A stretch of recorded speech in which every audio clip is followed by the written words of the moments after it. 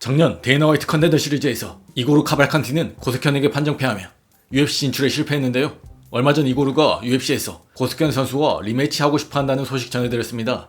제가 DM을 통해 이고르에게 궁금한 사항을 물어봤는데요. 먼저 제가 한국 MMA 뉴스 유튜버라 밝힌 후 한국 팬들에게 전하고 싶은 말이 있냐 물었습니다. 이에 이고르는 다들 관심 고마워. 언젠가 고를 상대로 리매치를 할 거야 라고 얘기했습니다.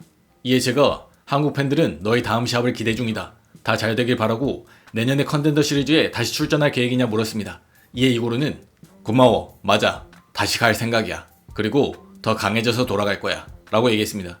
이에 제가 내년에 컨텐더 시리즈에 출전하는 게 100% 확정된 건지, 만약 확정된 게 아니라면 지금 단체와 계약이 마무리된 후에 코리안 좀비가 운영하는 GFN도 고려해봐라. 그리고 한국 팬들은 이미 너를 고석현과의 경기로 잘 알고 있어서 GFN에서 뛰는 모습을 본다면 정말 좋아할 거다 라는 DM을 보냈습니다. 이에 이고르는 의외의 답변을 했는데요. 상황이 어떻게 전개되는지 지켜봐야지. 또 누가 알겠어? FNC에서 시합 이후에 내가 GFN에서 타이틀전을 하게 될 수도 있잖아. 가능성은 충분해. 이벤트 주최 측이 내 매니저에게 연락만 하면 돼. 한국의 모든 분들이 보여준 친절 정말 고마워 라고 얘기했습니다. 이고르의 행보를 보면 고석현에게 첫 패배 후 복싱 한 차례, MMA 두 차례, 킥복싱 한 차례 싸웠고 한 곳에 정착해서 싸우는 게 아니라 각자 다른 단체에서 단발성으로 싸우고 있습니다. 이번 달 말에는 FNC라는 유럽 기반의 단체에서 웰터급 타이틀전을 치를 예정인데요. FNC와의 계약 관계가 정확히 어떻게 되는지 모르겠지만 만약 FNC 계약이 끝나고 GFN으로 오게 된다면 화제를 끌 수 있겠죠. 이미 고석현 선수와의 경기로 한국 팬들에게 잘 알려진 선수기에 특별하게 프로모션 하지 않아도 되고요. 국내 단체들이 윌컬이나 패디 맥코리에게 접근한 것도 같은 이유라 할 수 있겠습니다. 또 이고르가 GFN에 온다면 만들어 볼 만한 웰터급 빅매치들도 좀 보입니다. 장윤성 대 이고르도 화끈할 것 같고, 김한슬 대 이고르도 괜찮고, 또 만약 황인수 선수가 웰터급에서 뛸 의향이 있다면 황인수 이고르도 많은 관심을 끌겠죠. 만약 황인수 선수가 웰터급에서 뛸 의사가 없다면 지난번 김한슬 선수와 했던 것처럼 이고르와 계약 최종 경기도 만들어 볼 수 있지 않을까 싶습니다. 그리고 정창성 대표는 몇 달 전 SNS에 UFC 데이나 화이트와 함께 찍은 사진과 함께 2026년 6회 GFN 이벤트와 루킹 포어 파이트도 열릴 예정이라 전했던 바 있습니다. 유주상 선수가 작년 루킹 포어 파이트를 통해 UFC에 입성하기도 했었죠. 데이나 화이트가 루킹 포어 파이트를 위해 한국에 방문했을 때 이고르 대 장윤성 혹은 황인수 카드를 만들어 이고르에게도 그리고 상대인 한국 선수에게도 데이나의 간택을 받을 기회를 주는 것도 좋지 않을까 싶습니다. 또한 UFC 웰터급 랭킹 3위 샤바칼 아몬드프가 내년 복귀를 위해 열심히 훈련 중입니다. 한번 보시죠.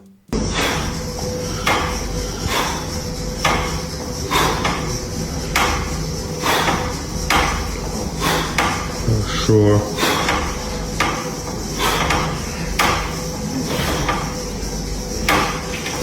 또한 전 UFC 라이트급 챔피언 하비비 인터뷰를 통해 이번 이슬람의 웰터급 타이틀전 및 다양한 얘기를 했습니다. 먼저 이슬람 마카체프와 본인은 아주 특별한 사이라 얘기했습니다. 미국에서만이 아니고 세상 어디에도 우리처럼 이렇게 끈끈한 관계는 없어. 사람들이 우리 관계를 잘 이해하지 못하는데 우린 그냥 스파링 파트너가 아니야. 많은 사람들은 우리가 그냥 스파링 파트너라 생각해. 그냥 체육관에서만 만나고 끝나면 집에 가고 그런 사이라 생각하지. 많은 사람들을 5년에서 7년 정도 알고 지냈지만 그냥 체육관에서만 보는 경우가 많아. 근데 이슬람과 나의 관계는 많이 다르지. 완전 달라. 우린 형제애가 있어. 서로 25년을 알고 지냈고 어릴 때부터 함께 자랐고 학교도 같이 다녔어. 코치도 같았고 그동안 쌓인 스토리가 정말 많아. 사람들은 이해 못하는데 난 우리 파이터들이 이길 때 내가 이겼을 때보다도 기뻐. 이슬람, 우스만. 난 걔네가 벨트 하나만 가지는 게 아니라 이 세상을 다 가졌으면 좋겠어. 근데 사람들은 우리가 그냥 스파링 파트너라 생각해. 아니야. 우린 스파링 파트너나 팀메이트라기보다는 가족이야. 서로의 가족끼리도 알고 애들끼리도 알아. 사람들이 생각하는 것보다 더 깊은 관계야 라고 얘기했습니다.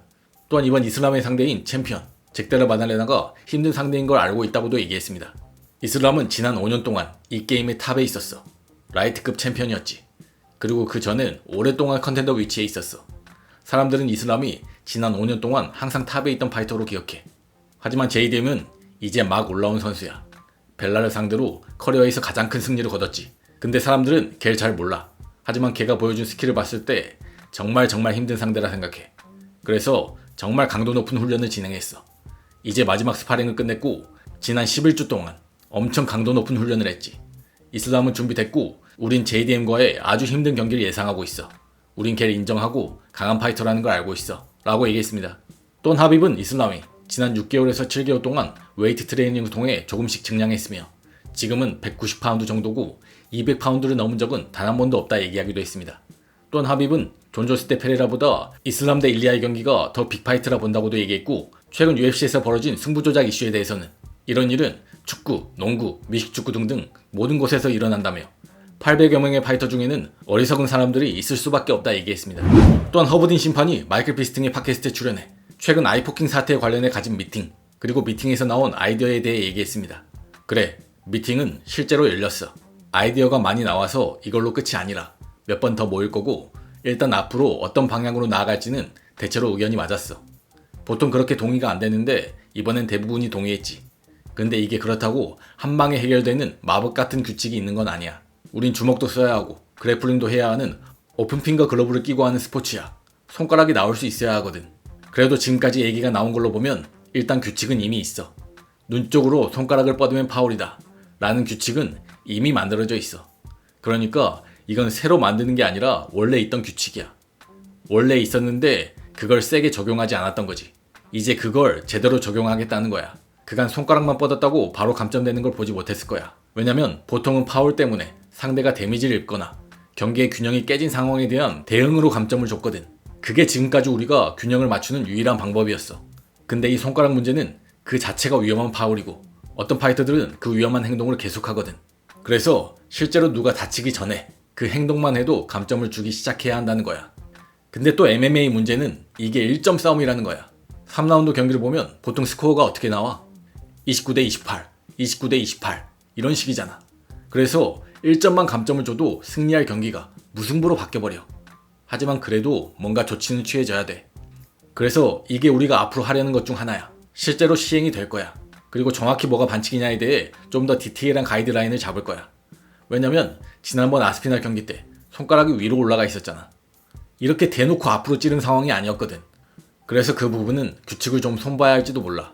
그리고 많은 경우 이렇게 손을 위로 펴서 패링하는 상황에도 팔을 끝까지 뻗으면 손가락이 자동으로 아래로 떨어지는 경우가 많아. 그러면 스치듯이 긁히는 거야.